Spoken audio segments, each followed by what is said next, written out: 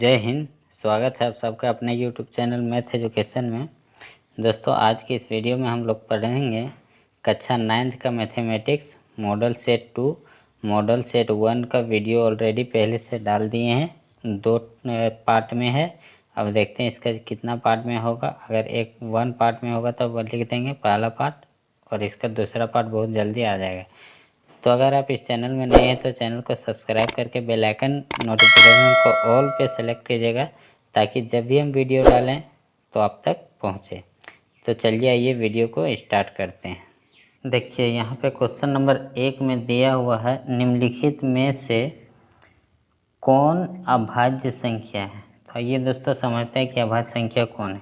सबसे पहले हम लोग जान लेंगे कि अभाज्य संख्या उसको कहते हैं जो स्वयं से विभाजित हो। जो स्वयं से विभाजित हो उसी को अभाज्य संख्या कहते हैं। और एक बात और आपको याद रखना है कि 0 और 1 जो है ये अभाज्य संख्या नहीं है, ये आपको याद रखना है। अब यहाँ पे बच गया तो 1 जैसे 0 ये नहीं होगा, बी भी नहीं होगा, ये आपको याद रखना। उसके बाद आइए 2 और या 4 में देखते हैं। ठीक है, देखिए क्वेश्चन जैसे यहाँ 2 है तो हम क्या बोले थे, वैसी संख्या जिसको विभाजित करने पर जो स्वयं से विभाजित होता है, जिसका गुणनखंड सिर्फ 1 होता है। मान के चलिए इसको भाग लगाएंगे, यानी 2 से 2 1 जा 2, मतलब 2 1 कम 2, तो इसको 2 और 1, देखिए इसका गुणनखंड स्वयं से भाग लगा 2 से, ये 2 है तो 2 से ही भाग लगा ना, और इसका गुणनखंड कितना हुआ, 2 तो है ही, 1 आया। सिर्फ इसके अलावा और कोई गुणनखंड नहीं होना चाहिए, उसको कहते हैं भाज्य संख्या। तो देखिए 2 आ रहा है तो 2 हमारा क्या है, भाज्य संख्या। तो इसका पहला ऑप्शन सही हो जाएगा ए। ठीक है, ऑप्शन ए, फर्स्ट ऑप्शन 2 सही होगा। उसके बाद क्वेश्चन नंबर 2 है कि 2 पूर्णांकों का गुणनफल हमेशा होता है। तो दोस्तों मान के चलिए कोई 2 पूर्णांक है, मान के चलिए 2 गुना 2, ठीक है, ये 2 पूर्णांक है, दोनों धनात्मक में लिए, गुना करेंगे 4 आएगा, तो 4 भी क्या होगा, एक पूर्णांक होगा। मान के चलिए एक ऋणात्मक पूर्णांक लेते हैं 3, एक लेते हैं 4, तो -12 आएगा, तो ये भी क्या है, एक पूर्णांक है। अर्थात 2 पूर्णांकों को गुणनफल करेंगे यानी गुना करेंगे तो वो क्या होगा, पूर्णांक होगा, ऑप्शन सी। ठीक है, इसका आंसर होगा ऑप्शन सी। प्राकृतिक संख्या नहीं होगा, पूर्ण संख्या नहीं होगा, विषम संख्या भी नहीं होगा।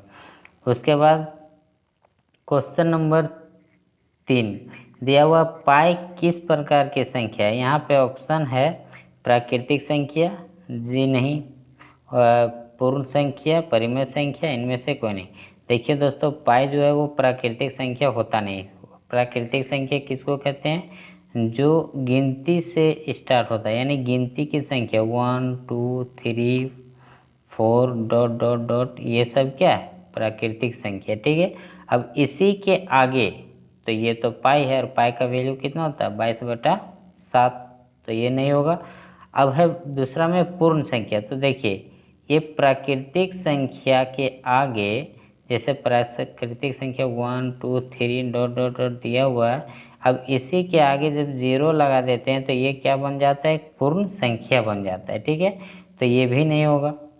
उसके बाद है परिमेय संख्या। तो परिमेय संख्या उसको कहते हैं जिसे P/Q के रूप में लिख सकते हैं, और पाई जो है वो क्या है, एक अपरिमेय संख्या। पाई क्या है, एक अपरिमेय संख्या, इसलिए इसका सही आंसर होगा इनमें से कोई नहीं। ठीक है, अब क्वेश्चन नंबर 4 दिया हुआ है कि वास्तविक संख्या है।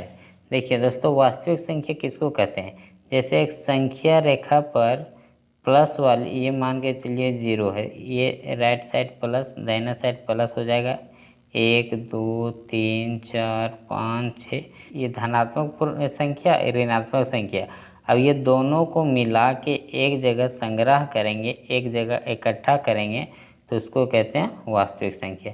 तो देखिए अब यहाँ पे देखिए, यानी कि वास्तविक संख्या P/Q के रूप में परिमेय संख्या भी हो सकता है, अपरिमेय संख्या भी हो सकता है। अब यहाँ पे ऑप्शन दिया हुआ है कि परिमेय संख्या, अपरिमेय संख्या एवं बी दोनों, इनमें से कोई नहीं। तो दोस्तों वास्तविक संख्या जो है ये दोनों होता है, परिमेय भी और अपरिमेय भी, इसलिए इसका सही आंसर क्या होगा, सी, एवं बी दोनों। उसके बाद क्वेश्चन नंबर 5 है 2 तथा 3 के बीच निम्न में कौन सी परिमेय संख्या है। देखिए सबसे पहले पाई तो परिमेय संख्या है नहीं, √3 भी ये भी परिमेय संख्या नहीं, √3 है तो ये अपरिमेय संख्या, ये दोनों अपरिमेय संख्या, ये दोनों नहीं होगा। अब सी नंबर में बच गया 5/3 यानी 5/3। अब यहाँ पे क्वेश्चन में पूछ रहा है कि कौन 2 तथा 3 के बीच है। तो चलिए इसको 5/3 को भाग लगाते हैं 3 से, तो 3 एकम 3 बच गया, 5 में 3 गया तो कितना बच गया 2.0, 3 छक 18, फिर आ गया 2, फिर 0, 3 छक 18 यानी 6 जाते रहेगा। तो ये जो है ये तो 1.666 जो है ये क्या है 2 और 3 के बीच में नहीं है, तो ये 1 और 2 के बीच में स्थित है। अब चलिए आइए डी नंबर देख लेते हैं। डी नंबर में दिया हुआ है 5/2 यानी 5 को डिवाइड करते हैं हम 2 से, ठीक है। तो 2 या 4 यानी 2 दूना 4, 5 में 4 जाएगा तो 1, यहाँ हो जाएगा पॉइंट। अब फिर 2 बचे सॉरी पॉइंट के बाद 0, 2 बचे 10, देखिए कट गया कितना है 2.5। तो हमारा सही आंसर कौन हो जाएगा ये ऑप्शन डी, ठीक है। उसके बाद क्वेश्चन नंबर 6 दिया हुआ है 2 का पावर -3 यानी 2 का पावर -3 इक्वल टू वाट, क्या। तो देखिए 2 का पावर -3 जब इसको प्लस में लाएंगे तो 2 का पावर को देखिए ये -3 है ना, जब इसको प्लस में लाएंगे तो क्या हो जाएगा 1/2 का पावर 3। अब 2 का पावर 3 मतलब 2 को 3 बार गुना कीजिए, 2 गुना 2 गुना 2, देखिए 2 दूना 4 दूना 8, तो कितना हो जाएगा 1/8, 1/8। देखिए अब यहाँ 1/8 कहाँ पर है, देखिए सी, ऑप्शन सी, ये आपका सही आंसर हो गया, ठीक है। उसके बाद क्वेश्चन नंबर 7 दिया हुआ इनमें से कौन एक बहुपद है। तो देखिए दोस्तों बहुपद जो होता है जिसका घात ऋणात्मक ना हो, ठीक है। सबसे पहली बात घात जो है वो ऋणात्मक ना हो और वो रूट में भी ना हो, ठीक है। कोई चर पद का घात ऋणात्मक ना हो और कोई चर पद जो है वो रूट में ना हो। तो देखिए यहाँ पे दिया हुआ पहला नंबर ऑप्शन ए है, देखिए x का घात क्या ऋणात्मक है, तो ये नहीं होगा।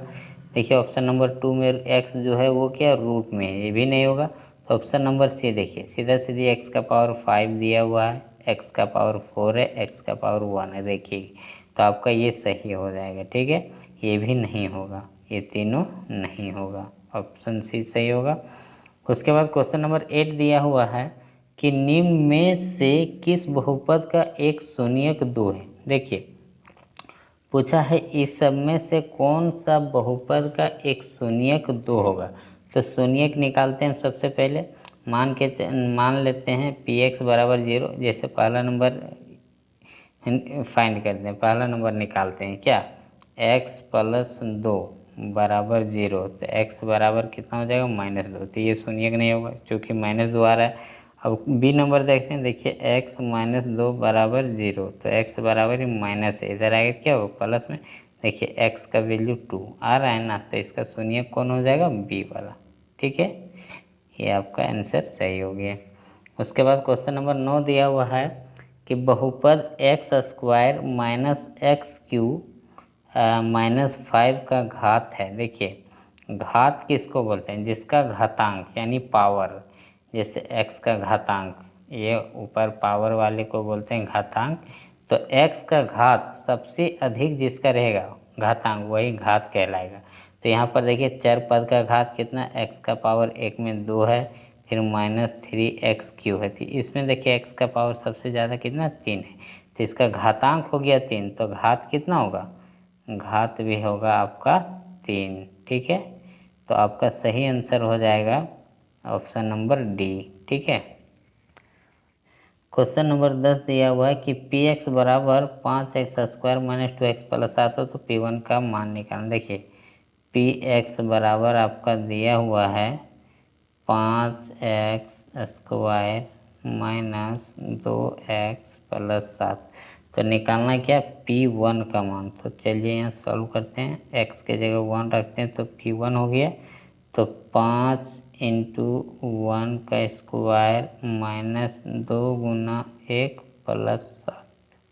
अब हल करते हैं, 5 एकम 5 का स्क्वायर 1 ही हो जाएगा तो 5 होगा, माइनस 2 एकम 2 प्लस 7। देखिए 7 और 5 12 माइनस 2, 12 में 2 घटा दीजिएगा तो कितना हो जाएगा 10। ये 7 प्लस में और 5 प्लस में, 12 माइनस 2 बराबर 10। तो आपका सही आंसर हो जाएगा ऑप्शन ए। ऑप्शन ए, ये हो गया सही 10। ठीक है।